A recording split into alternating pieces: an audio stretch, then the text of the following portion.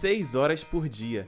Esse é o tempo que você joga fora na internet. Imagine gastar metade desse tempo para fazer dinheiro ainda hoje. De R$ 1.000 a R$ 3.000 de renda extra todos os meses só com o seu celular. Ficou interessado, né? Clique no primeiro link na descrição e comece ainda hoje. Você acha que a geração de hoje ela é fraca? Porque tem muito, por exemplo, vamos pegar o mar. Hoje tem muita informação. Tem muito lado que você vai, tem muita coisa, muita gente falando muita coisa. Antigamente era bem mais difícil alguém intervir na sua mente. Era tudo muito mais linear, né? Era tudo mais limitado, por assim dizer também. Bom, quase que binário, né? Isso. Hoje você acha que a geração tá mais frágil porque tem muita informação? Cara, sua pergunta é incrível. Eu amo falar sobre gerações. Normalmente a gente é muito pragmático. O problema é que essa geração não. Primeiro ponto, toda geração teve problemas. Sim. Aconteceu, Essa tem mais, né? Aconteceu o nazismo, irmão. Aconteceu, sei lá, Hiroshima, Nagasaki. Aconteceu Sodoma e Gomorra. As pessoas falam, cara, tem muita prostituição, tem muita vulgaridade. Peraí, Sodoma e Gomorra. Aconteceu bem atrás. Então, toda geração tem seus problemas. Isso é um ponto. A gente tem que analisar quais são os problemas e os pontos sensíveis dos nossos. Tem um provérbio oriental que diz o seguinte: homens fortes criam tempos fáceis. Tempos fáceis criam homens fracos. Homens fracos criam tempos difíceis. Então é cíclico. É a história de um herdeiro que não aprendeu a ser homem de governo, por exemplo. Ele recebeu muito do pai, mas o pai não ensinou ele a governar. Esse cara tem grande chance de se tornar um falido. E aí, talvez, na segunda geração depois dele, um neto vai falar, cara, o meu avô, ele tinha muito dinheiro, ele perdeu tudo. E aí, o meu pai, cara, passou muito perrengue, a gente passou necessidade, meu pai passou fome, eu tô criando uma história aqui. E aí eu decidi que, cara, eu ia mudar essa história. Eu estudei, eu trabalhei, eu criei um império. Por quê? Porque eu queria ressignificar a história da minha família. Muitas vezes isso é cíclico. A gente vê isso acontecendo o tempo inteiro. Então, às vezes a crise da próxima geração é a falta de processos que a geração anterior permitiu que ela passasse. Tempestades são incríveis, cara, para te dar novas patentes, para te dar propriedade. Você não quer viajar com um piloto que está na primeira viagem dele. Irmão, acabei de me formar, tirei o brevet, a minha primeira viagem. É uma informação que ninguém passa. Você nunca vai ouvir um comissário, faz sentido? Você tá tirando brevet ou não? Alô, tudo bom? Não, imagina. Muito obrigado por participar da minha primeira vez. Então isso, vamos para Orlando. Imagina. No final é legal falar, né? Comissário de bordo, queria que vocês dessem uma salva de palmas. É o primeiro voo do comandante. E se Deus quiser, vai dar tudo certo. Ninguém quer saber disso. Ninguém quer saber. E provavelmente, quando bota o iniciante, tem um cara ali que já tem muitas horas de voo para ele poder compensar isso. Então, qual que é o ponto? Que é aquele ditado, né? Que é um mar tranquilo não faz um bom marinheiro. Cara, tempestades trouxeram a gente a lugares que a gente está. Hoje eu sou muito usado por Deus com cura, mas eu tive que vencer uma doença. Jesus me tirou de um leito de morte. Então, hoje eu posso ministrar sobre provisão financeira, mas eu vi os agiotas tirarem tudo da minha família quando eu era pequeno. Eu fui emancipado com 15 anos de idade, eu via... E aí, quem é, pai? Ah, não, é fulano. Veio levar um carro. Aí dava outra semana, e aí, pai? O que tá acontecendo? Não, é Beltrano. A gente teve que vender o sítio, o apartamento, o segundo carro, o terceiro carro. Não tem mais carro. Então, falar sobre crises hoje, eu tenho 35 anos, meu shape tá acabado, mas eu tenho uma jornada em que eu vi meus pais falirem e recomeçarem. Eu tô pregando sobre fé um dia, no dia seguinte eu tô de fralda no leito de CTI, o catéter na minha jugular, problema cardíaco sério. Então, eu experimentei isso. A minha esposa ter bipolaridade durante a gestação do nosso primeiro filho. Então, cara, eu sei o que é enfrentar algumas crises. Isso te dá empatia quando alguém está enfrentando crise e vai conversar com você. Isso te dá autoridade para você falar, irmão, vai ficar tudo bem. Eu passei pelo que você está passando e eu venci. Você vai vencer também. Eu passei por essa doença e eu consegui vencer. Você vai vencer também. Então, as tempestades dão autoridade. As tempestades geram empatia. As tempestades dão novas patentes. Cara, eu ouso até dizer que a permissão de Deus de algumas tempestades são um presente pra gente. Toda tempestade vencida é um passaporte para um próximo nível. Toda tempestade que você rompeu te dá um passaporte para um próximo nível. O problema é que no Brasil, e eu vou voltar a falar sobre geração, pegando a sua pergunta. No Brasil, a gente tem uma cultura de a gente quase que acaba com a história de alguém que errou. Você pega tudo que está sendo construído e alguém quer colocar em xeque por causa de talvez um momento. Cultura americana não, cara. Tem valor lá, pessoas que quebraram várias vezes. Por quê? Porque você tem sabedoria em ter errado em coisas que talvez eu não vou precisar errar te ouvindo.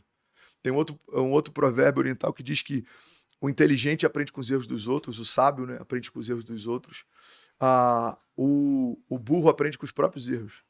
E o ignorante nunca aprende. Então, cara, você vai caminhando ao lado de um cara que vai falar, eu abri a IPO e deu errado. Irmão, quanta sabedoria tem nesse cara? Quantos conselhos esse cara pode te dar? Não faça isso, não vá por esse caminho, não tome essa atitude, não se deslumbra com isso. Por quê? Porque esse cara errou. A falha dele tem valor, as cicatrizes, elas têm valor. Só que na nossa cultura, talvez da América Latina, eu não posso dizer porque eu só conheço o Brasil. Cara, a gente acha que alguém que errou é o fim da história, e não é, tá tudo bem errar, só erra quem faz. Então esse é um ponto. Agora, voltando sobre geração. A gente tem problemas geracionais hoje que são consequências da geração passada, processos que a gente foi poupado, e por isso que eu estou falando sobre o valor das tempestades, né? Então a gente pega, por exemplo, os baby boomers, você pega uma geração que era muito preocupada em ser estável, porque eles viram, gerações passadas, eles viram Primeira Guerra Mundial, Segunda Guerra Mundial, Fidel Castro assumir Cuba, eles viram ditaduras se levantarem, eles viram nazismo, eles viram Hiroshima e Nagasaki. Cara, esses caras, o que eles pensam? Eu só quero ter um patrimônio que ninguém me tire, eu quero ter uma aposentadoria que é para quando eu ficar velho, eu ter alguma coisa para recorrer. Então, o que eles venderam pra gente? Você tem que ter a casa própria, você tem que ter carteira assinada e você tem que ter uma aposentadoria. Esse era o zerar do game para alguns da geração passada. E aí, o que isso foi gerando? Uma geração idealista, que em algum momento foi disruptiva. Os mileniais falaram, peraí, mano, eu quero viver por um sonho, eu quero viver por um ideal. Aí você vê movimentos, Greenpeace, você vê startups, unicórnios, você vê a galera que às vezes abre mão de uma empresa, de um emprego numa multinacional porque acha engessado e prefere começar um negócio do nada com 3 amigos na garagem porque ele acredita que pode dar certo. Essa é uma geração idealista. Isso é bom, isso é maravilhoso. Qual que é o problema? Essa é uma das ênfases do meu livro. Ensinar a gente a sonhar, mas não ensinar a gente a lidar com problemas. Então você pega uma geração que acreditou na ideia de que todo mundo vai ser empreendedor, todo mundo vai abrir uma startup, todo mundo vai ficar milionário em X anos, todo mundo vai receber um aporte, um fundo de investimento, todo mundo... Cara, e não é assim. Não é assim que funciona. Tem muita dor envolvida em todo o processo. As pessoas veem o nosso feed, mas não veem o nosso backstage. Eu vivi isso em Miami, Cara, eu cheguei lá com 35 mil seguidores, voltei com 3 milhões de seguidores, YouTube, Instagram. Toquei milhões de pessoas, gente sendo curada, milagres acontecendo, portas se abrindo, mas ninguém sabia que eu estava lidando, por exemplo, com despejo. Ninguém sabia que a minha mulher estava grávida e eu não tinha dinheiro para pagar o enxoval e o parto. Ninguém sabia. Por quê? Porque eu não vou ficar de autocomiseração me vitimando no meu feed do Instagram. Então, o que o cara vê? Um cara jovem em Miami liderando uma igreja. Uma família jovem em Miami ministrando cura e pessoas sendo curadas. Um cara que tá em Miami e, sei lá, o Neymar tá assistindo a live e não sei quem tá assistindo a live e vai pra França no Paris Saint-Germain e vai pra não sei o quê. É o feed, irmão. Ninguém vê o backstage. A dor, as crises, a luta, os medos. Você tem que vencer o tempo inteiro. O evangelho não é uma garantia de ausência de lutas. O evangelho é uma garantia de vitória a despeito das lutas. Então, se você crê e não duvidar, você pode vencer a ansiedade, você pode vencer gigantes, você pode vencer tempestade, você pode vencer o medo. É uma garantia de que em Jesus nós fomos feitos mais do que vencedores. Mas vai vir o gigante, vai vir a tempestade, vai vir o deserto, vai vir a falta, vai vir a crise. E tá tudo bem, irmão. Não é uma ausência de Deus. Você que está ouvindo isso aqui, você pode estar vivendo um momento difícil. Cara, Deus se esqueceu de mim. Não, não é assim que funciona. Não é porque o meu dia está mal que Deus se tornou mal. Não é porque o meu dia está confuso, a estação que eu estou está confusa, que Deus se esqueceu de mim. Então, dentro da nossa geração, um dos efeitos dessa relação entre uma geração que era muito conservadora e a nossa que é muito idealista, a gente tem um fenômeno, que a gente é a geração que começou a se acostumar com recompensas imediatas. Geração da recompensa imediata, isso aqui é um exemplo claro disso, as redes sociais. A dopamina de um like tá viciando mais gente do que a cocaína, talvez há alguns anos atrás. E parece exagero, mas não é. Tem mais gente viciada em dopamina, talvez, na nossa geração, do que em cocaína. Porque se o post não dá tanto like, esse cara entra em crise. O que eu fiz de errado? O que tá errado na minha legenda? Tem até o traficante digital, que é o cara que vende seguidor e likes. Esse aí é o traficante digital. É Muito bom. Eu já recebi muita mensagem dos caras falando assim, e você foi premiado, quer ganhar 100 mil likes na sua foto, só fazer um pix. É assim que você tá crescendo, Kaique? É por isso? Não, né, Tá gente? comprando 100% secreto. Agora É tudo tudo faz sentido. Mohamed lá. 100% orgânico. Agora Todos Vai pesquisar, árabes. não tem nenhum árabe lá. Muito bom. Mas isso aí, cara, é uma coisa bizarra. Mas não cara. é louco? E aí uma geração que tá em busca de aprovação, o primeiro post que não viraliza, esse cara, opa. Primeiros 5 comentários que ele lê e estão batendo nele, esse cara, parece brincadeira, mas tem muita gente entrando em depressão por conta do seu convívio numa rede social, por conta de uma aprovação ou de uma reprovação. Então, assim, a gente tá nessa geração de recompensas imediatas. O meu avô, por exemplo, ele é português e a vida dele foi construir patrimônio. Eu preciso construir patrimônio. Casas. Então, ele não podia ver um terreno que ele já queria levantar uma casa, daqui a pouco já virava 2 kitnets, já virava enfim. Tudo para ele era pautado nisso. A minha geração, parte dela não tá nem para patrimônio. Mas quantos seguidores eu tenho? Qual a influência que eu tenho? Qual que é a relevância que eu tenho? A gente tá muito preocupado em construir algo que não tem uma base, cara. É muito volúvel. Você pode ser hypado hoje, ninguém lembrar de você daqui a 5 anos. E aí a gente tá construindo um negócio que o cara pode só puxar da tomada lá e acabou tudo. É Acabou isso. tudo. Seu Instagram que né? você ama tanto, ó, se o Zuckerberg fala assim, não quero mais. Já era, irmão. Tô cansei, Deleta. vou me aposentar. E agora o problema desliga. isso é a sua identidade, foi toda construída a partir disso.